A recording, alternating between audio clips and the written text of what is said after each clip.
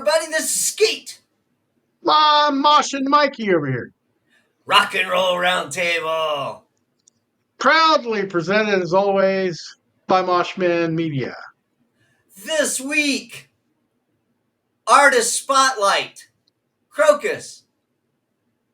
Yeah, Crocus. Kind of in the mixture of early 80s. They hit before, really, the hair bands did, I thought. The first time I had personally had ever seen Crocus was with Def Leppard. I think it was actually the Headhunter tour, because Nice. I had the Headhunter shirt, I remember, as a kid. So I knew Headhunter, and I kind of knew some of the Blitz albums. But you brought this up to do this, and then we suggested we both listen to "Stayed Awake All Night," which is kind of like the compilation of their early stuff.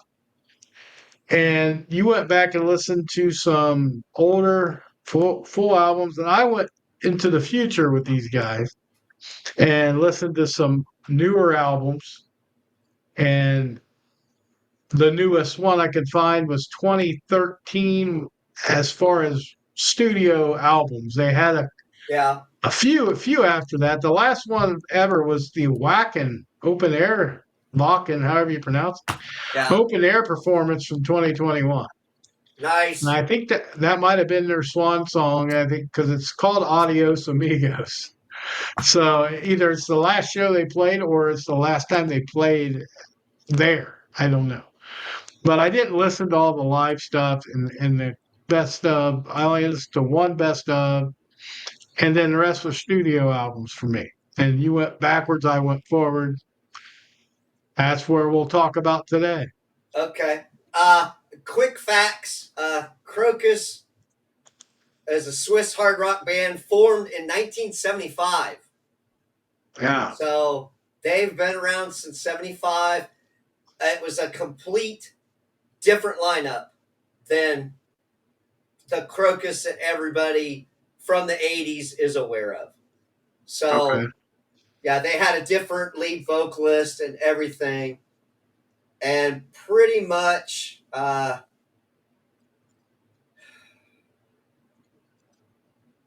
think they got Mark Storis in 79. So they had a release called Metal Rendezvous in 1980. And then everything after that is pretty much the the Crocus that everybody is aware of. Yeah. Well, Crocus is one of them bands for me that I couldn't tell you a single name of the guys. Gotcha. It's just one of those things. There was no like big lead guitar player that got a bunch of notice, or the singer. I mean, I remember the singer for his looks more than anything, the big perm and all that stuff. And There. yeah, and I don't remember like standout guitar player or a drummer that was famous or the singer's name until you just said it. I didn't know what the hell's name was. Yeah. So that's not always bad though, because it's a lot of times, it's just because you don't dive into all their Wikipedia and stuff. But I mean, I didn't care about it back then when I listened. I didn't care about having a superstar in the band in the '80s, and that's where I started listening to them. I remember most when we decided to listen to "Stayed Awake All Night" as like a best of. I remembered every song on there, which was surprising because I thought there's going to be one or two that I'm going to be like, I don't know this. So yeah, when we listened to that album, there was some songs I didn't care for as much as some of the others. Yeah. But I mean, Headhunter's a good song. Eat the Rich was like a pretty popular song. It was like a lot of people knew that. But there's like three songs called Eat the Rich. So it's like sometimes I got them mixed up, Yeah. because Motorhead had one too, and it was like, okay. But then you go Long Stick Goes Boom. I remember that to this day as being the closing song when I saw 'em. Okay. So they were just opening up for Def Leppard. It's like, but that was still a pretty big moment. I remember "Long Stick Goes Boom" was the ending song, and then we get to "Screaming in the Night." I mean, the ballad that everybody kind of whoos and ahs about. It wasn't like over the top, mushy, but it was, but it had that haunting feel to it. The beginning was kind of creepy. The cheesy ass video. Oh my Yeah, God. yeah, yeah. Just a horribly done. I mean, but back in the 80s, what do you expect? It's that late 80s, late 70s, early 80s, whatever. So, yeah, but that's still a song that people still hear and like. And Well, th- the thing that always fucking drove that home for me was I liked the song when it came out, but then we had a cover band in our hometown that fucking did a great fucking cover of that. So huh. that always kind of brought that back for me. It's like, God damn, that was a really great fucking tune. Yeah, yeah. You get that once in a while where you haven't heard it and then you hear somebody cover it and you're like, man, that's. I heard a band do, just a little bit off topic. I heard a band do Aldo Nova one night Yeah. with the fantasy and, was doing the guitar, the keyboard stuff on guitar. Like all the keyboards that's in the background, there was another guitar player playing that part. Oh And wow. it just it was pretty wicked. It was pretty cool. Now there's a couple on this that I call as stinkers that I don't like. Okay. I did not like the cover of American Woman. Yeah. And I liked it better than Lenny Kravitz's version. I did Okay. like this one Okay. better than what Lenny Kravitz did. They just need to leave that alone. Yeah. Leave that being the Guess Who forever. Midnight Maniac. That was a little different. I mean, it was different vibe than some of the other stuff. Had a little more pop appeal to it in my mind. And then we had another cover. Well, yeah, it was covered, but I like the original still. But Ballroom Ah, Blitz, really? Ah, I like the original better. I I just do. like the original. I like the original. The Sweet, right? Did the Yeah. original. And no disrespect to them, but I fucking love this cover. I love Crocus's version. Anybody else who covered it, ah. But this fucking version of Ballroom Blitz, to me, it was like they kind of made it their own, but was still pretty close to the original. So it was a very nice tip of the hat to the Sweet, and it just kind of metaled it up for metal at that time. Yeah. I I love mean, yeah, it's one of those songs I don't particularly love anyway. So it was like Sweet's version was it's okay, but it's just like I'm not a big fan of the song in general. So I can't say they did a bad job on it. It's just the only real bad one I ever seen do that was Tia Carrera. That was terrible. I yeah, mean, come on, that's that what was I'm bad. talking about. Yeah, that was going on. I'm like, Yeah. uh, So, but then they have one more cover later, but it's like "Stayed Awake All Night." I don't know. I don't know where I even heard. I always thought this was somebody else's song too. I did, and I don't think it is. If no, it I is, think it's I'm them. off the. Yeah, and it's like it reminds me of somebody else so much, and I'm like, but I like the song. Oh, I dig Yeah, this one, and it's like one of the best. It's one of the best Crocus songs, I think. It had a nice groove to it, but the one I like the best is like a ballad. And it's like okay, but it's not "Screaming in the Night," but it's our love, and that was like off Blitz. So it was an older song, and I don't know, something about it. It was just so damn catchy and hooky, and it wasn't too sappy, and it wasn't too. heavy either. It was kind of in the middle, but it had a nice groove to it, nice steady beat. And then I thought it was really good. And then they do Schools Out. Come on, man, quit. People quit doing that. I don't care if it was done in the 70s, 80s, whenever they did this. Every time somebody does Schools Out, they fuck it up. They ruin it for me. It's just like Yeah, leave. That's one of those songs that I hope people just leave just because I don't think you're ever going to do better than Cooper at it. I'm sorry, you're just not. And I've yeah, heard some people that I really like do this song, and it's just like, no, don't do that. But yeah, that was a solid album. The whole album for a best of, you can't hardly go wrong with it. yeah. 89. It came out in '89. Yeah, So if you want to basically get a rundown of Crocus in the fucking '80s, this compilation, the best of Crocus, Stayed Awake All Night, is probably the one I would suggest for anybody to dive into it. If you don't want to mess with the early albums or you don't want to fuck with the later albums, this fucking best of it's a great representation of the band Crocus. It really is. yeah, It's got yeah. I all their mean, hits, even's got their better covers.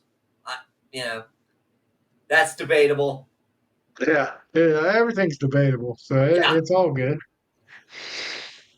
So But yeah, I went back and I'm just gonna go quick because I'm a little bit more interested to hear your takes on after the '80s Crocus. So okay, uh Headhunter had Headhunter, Eat the Rich, Screaming in the Night.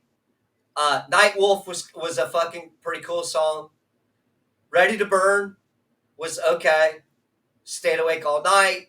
Stand and Be Counted was it was okay. White Den, eh. Russian Winter was okay.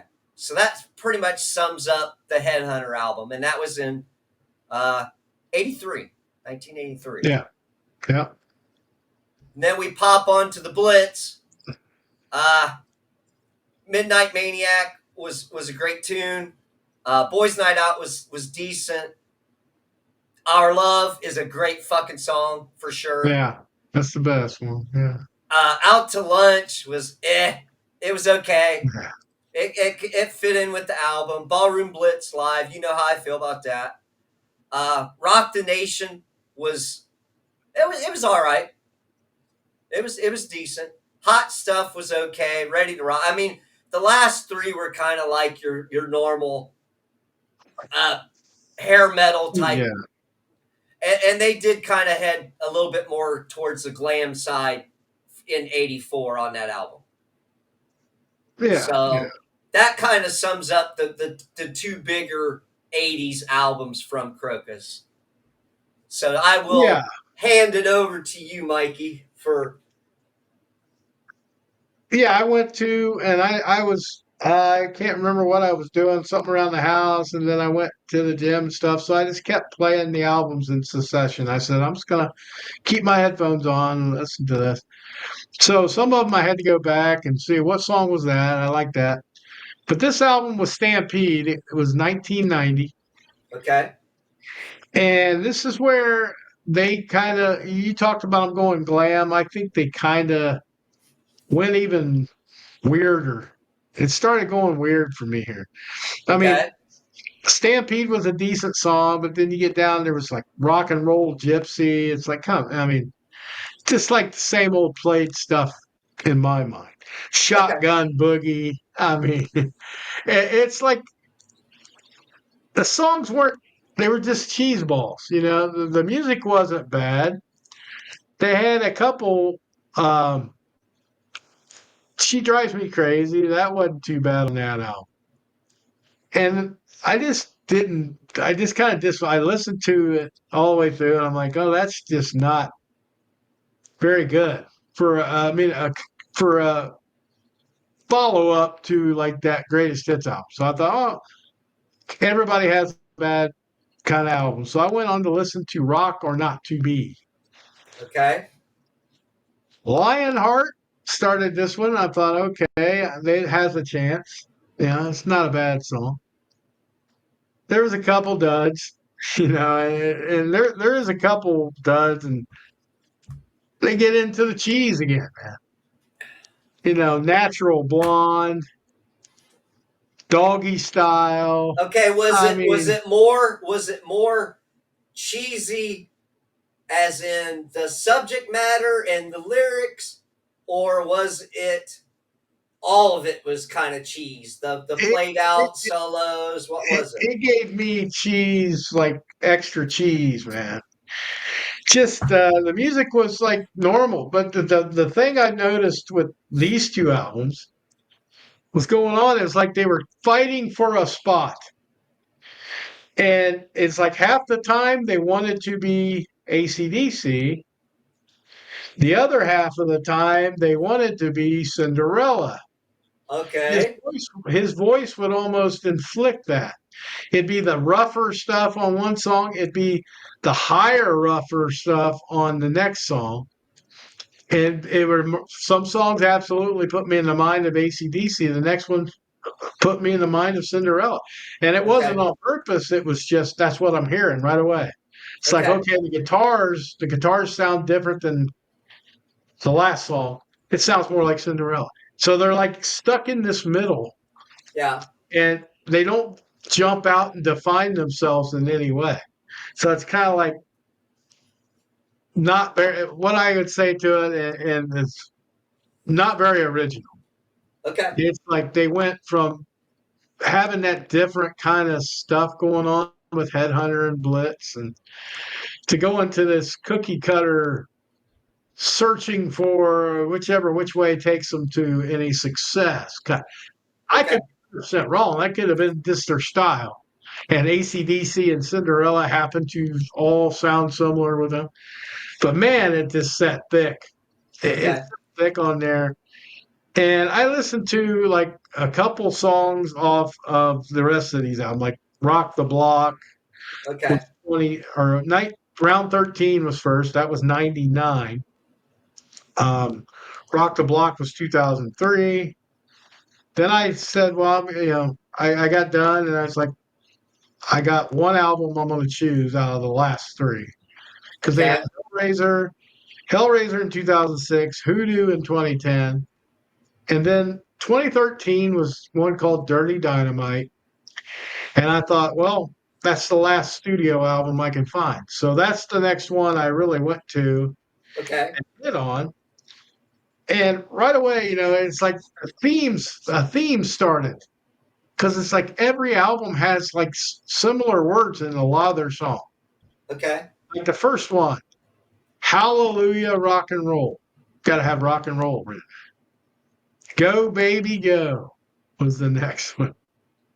Rattlesnake Rumble. It's like, I think they had like four songs with Rattlesnake. That's bad. Dirty Dynamite, which was the name of the album. Let the Good Times Roll was on this one. Then, Help, Better Than Sex, Dog Song, Bailout Blues. And the thing is, like, I'm funning on their lyrics, the name. I understand that they're from Switzerland too. Okay. Well, I mean, the vocabulary in English could have been remained very limited for them because not everybody can assimilate to English as well. Yeah. So they might have had more trouble coming up with words because they're like, well, this doesn't rhyme in English or this doesn't work. So that's what I made myself think. It's like you're being pretty hard on them for not knowing the language barrier because even the Scorpions have some cheesy ass songs because they Yeah. assimilate German. Hell, that's hard to assimilate German into anything. Yeah. Well, I don't know much about Swiss. I don't know how much, they're old school. They probably didn't want to learn English a ton. So I gave them the benefit of the doubt and I said, I'm just going to, I'm basing more on the music on this. And the music was okay, but this last album was like AC/DC Cinderella had a baby and added a piano player, kind of. Okay. So I guess the common theme for me from the early Crocus to the later Crocus was just they didn't have an identity. Okay. For me. I mean, my No. listening palette is what I got to go by. It always sounded like AC/DC or Cinderella. It never sounded like just Crocus. And I don't think it was by design. I think they just happened to have that sound from when they were, 1975. Cinderella wasn't even thought of. So even in the 80s, I didn't think they sounded a lot like AC/DC either. Well, okay. Because the voice did. The voice did. So basically, they got a lot of flack for their career because of ACDC. So there for a while, they caught a shitload of flack for for sounding too much like ACDC. So even in their early days, that distinction between Crocus and ACDC was a blurred fucking line. Okay, so that was already they caught flack their whole career for that sounding like ACDC. The guy can't help it.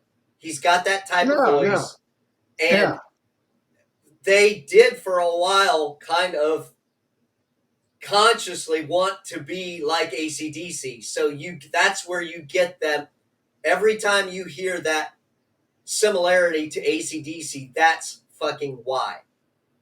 Because Yeah. they did Well, kind of embraced having that similar sound. They did embrace that. So early on, that was a lot. That's probably why they didn't get big back in the day. And that's my opinion only. That probably hurt them by sounding too similar to Bon Scott ACDC. yeah, but musically, I didn't hear Yeah, any of their the music, early a stuff. lot of their music was nothing like ACDC, but you would hear where the guitar might have an ACDC feel. So they kind Yeah, of yeah, got, I could maybe that, but you know what I'm saying? And if well, they looked up to ACDC as a band, that's not fucking bad, but sometimes that sound might have fucked them. Uh, Again, that's just my opinion. I mean, yeah, it could have, but it's like on the same on the flip side, I could never see like Bon Scott ever sing to Our Love or Screaming in the Night or Yes, Midnight exactly. Maniac. So I thought they had enough difference in that to weather the storm. But I think they gravitated towards it later in the albums, not so much to ACDC, but just you couldn't get away from the sound, of course, and they did nothing to break themselves away. Okay. So it's like they weren't as heavy as ACDC, they're not as heavy as Cinderella, but they're like a mid right in between them. They fit perfect like a sandwich in between those two bands. And I think, to be honest, I thought Crocus, they reminded me a lot of more of Nazareth singer. Back when Nazareth was out, he had that, Yeah. you know, now you're messing with the son of a bitch, Nazareth. So Hair of the Dog, Nazareth. I thought those two resembled more than ACDC when they was younger. Okay. It got closer to an ACDC Cinderella thing as the albums got later. Okay. Because his voice probably gruffed up. Yeah. Brian Johnson's a lot more gruffy than Bon Scott.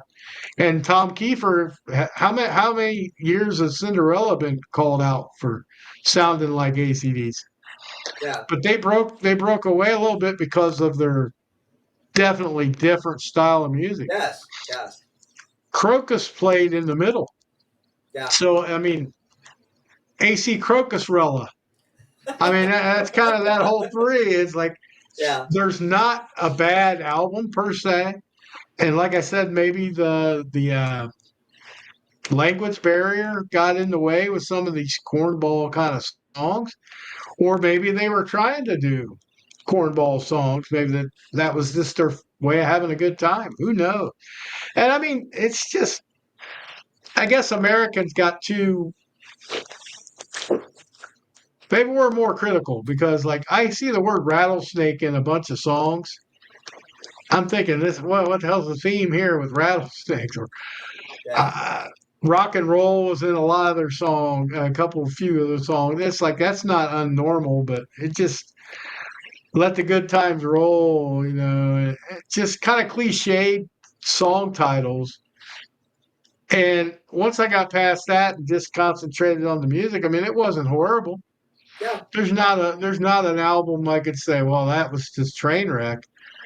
But yeah, it was like tried to incorporate piano, like boogie woogie, into it in some spots, which okay, nothing now they were. I don't have a problem with that. Great White did it perfectly. It's like that. Yeah. That music didn't bother me. It just not. It wasn't make me jump up and down. Put it that way. It was like they're so reminiscent, but so plain.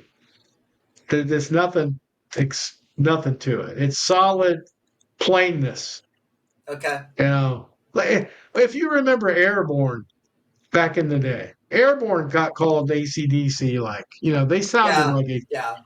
and they were the same way. They couldn't find their own identity. Some of it's on the singer, true, because he can't help how he sounds. I Yeah. mean, it's just how it goes. But musically, they could have maybe tried to distance themselves. But I mean, your style's your style. It's just unfortunate that those other bands are out at the same time. Yeah.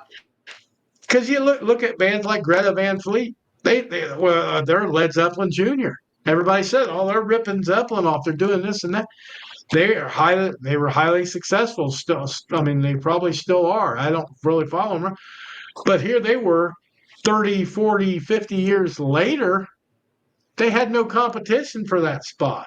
Yeah. When you're fighting in the same time frame with two other bands that sound almost just like you in different ways, that's tough, man. Yeah. So I mean, I got to give them credit for they still 2021 played a show at Wacken. Yeah. So that's almost 50 years, and it's if they're still around, I don't know, Yeah. but it would be 50 years this year. So Well, I ain't so slighting them in the bit. that brings up Mark Storis in 2024 released an album called Crossfire from Storis. So I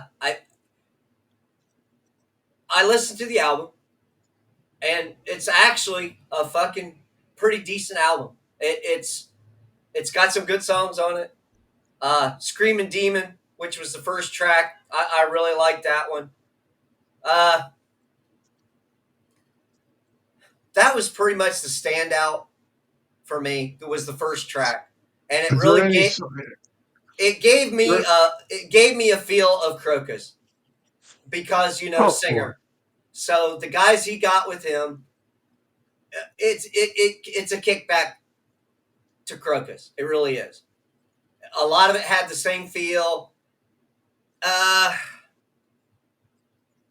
I mean, go through the titles: "Rock This City," "Adrenaline," "Love Thing Stealer." So he's kind of got yeah. he I wrote the just say lyrics for these. I think a lot of that is. I think of it, the more I'm convinced they probably have some kind of language problem trying to translate their words because I mean they have a lot of songs that love and rock and roll and screaming even screaming Yeah, demon screaming in the night screaming. So it's you can't fault them for no, it just seems cheesy to us because we're spoiled. We got people that yeah, do cheesy lyrics like that. We got bands that do math equation lyrics, yeah, where you got to sit there and think about them all day.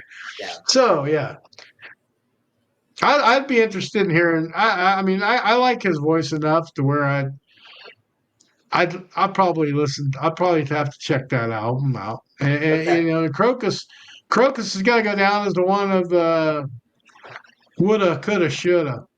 Yeah. You know, recently we had a show and I talked about Junkyard, and just the timing was off, or they would have been, should have been, could have been bigger. I feel that way with Crocus. I mean, I think they hit at the right a good time, but then the comparisons, like you talked about with ACDC, and never being able to break away from that signature sound, and you had Cinderella come on, you know, a little bit later. So then you're competing Yeah. both ways, but trying to find your own way, and it's like that would be tough. I mean, could you imagine if you go through your whole life and you find your signature sound, you're putting out great music, you have two really good albums that people love, and then you get some young whippersnapper comes along, sounds more like Bon Scott or Brian Johnson than you ever will. And it's like, man, now he sounds like which, and I'm trying to sing, and he's leaning one way or the, and it's no fault of his own. Yeah. It just, you put a little more angst in it, you're going to sound like Kiefer. You put a little more less, angst in it, you're going to sound like Brian Johnson. You're fucked, Yeah. and unfortunately, you just Yeah. can't break out of that, and that would be devastating to me if I Yeah. thought I had some magical, voice that could get, the music would take me past the Bon Scott thing. And Yeah. then Brian Johnson, he was a little rougher, so I could probably get away from that. And then you got stud Tom Kiefer show up. Like, damn it. Damn it, man. And they're singing songs not about rattlesnakes and boogie and Yeah. stuff. So Yeah. the language barrier is not a problem. So it's like, Yeah. yeah, Well, that's still, they're a solid band. I don't want to make it yeah. sound like I hated it. I enjoyed when I listened to it. It's just you could definitely feel that there's not much they could do to break out of the box. Yeah. And it's sad, but I'm sure they don't. I'm sure they had a good career. I mean, they did it all these years. They still must enjoy it. Yeah. Still must have enough people to buy albums to put more out. So yeah, I'd be happy with 1975 to 2013 doing albums every couple of years. Shit. Yeah. I ain't scoffing at nobody that can do that, man. No. No. Well, Mikey, I think we have showed some love to Crocus. Still, I love Yeah. Crocus. I'm not gonna lie. I love the I earlier I do. stuff. The earlier stuff is so I had to listen. When I listened to that, it brought me back. Yeah, Yep. it's like they were better than I had remembered, and even their newer stuff. I mean, musically, vocally, he's still good. It's just it's kind of it's in the box. If you like them in the box, you'll like them out. That's what it is. Yeah. All right, we're gonna wrap things up. This is Skeet. Smosh and Mikey. See ya. Peace out.